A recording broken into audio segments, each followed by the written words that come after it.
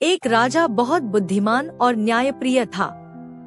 वह बूढ़ा हो गया और सोचने लगा कि अपने बाद राज्य की जिम्मेदारी किसे देनी चाहिए।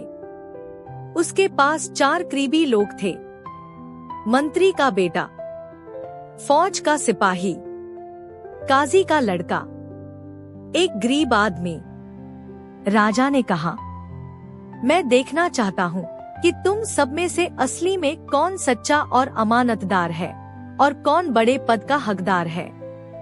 राजा ने चारों को एक एक थैला सोने का दिया और कहा, यह सोना अमानत है, कुछ दिन बाद इसे वापस लाना। मंत्री का बेटा सोना ऐशो आराम में खर्च कर गया।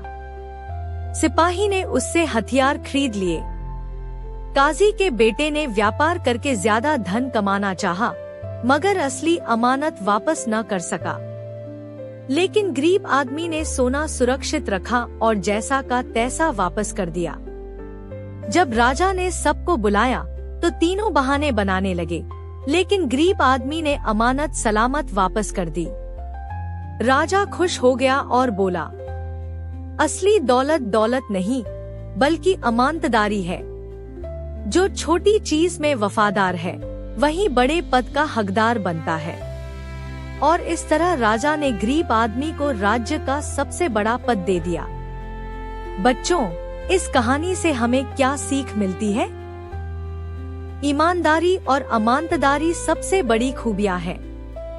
जो इन गुणों पर कायम रहता है वही इज्जत और बड़े मुकाम का हकदार बनता है। अगर आपको यह कहानी पसंद आई हो तो हमारे चैनल को सब्सक्राइब करें।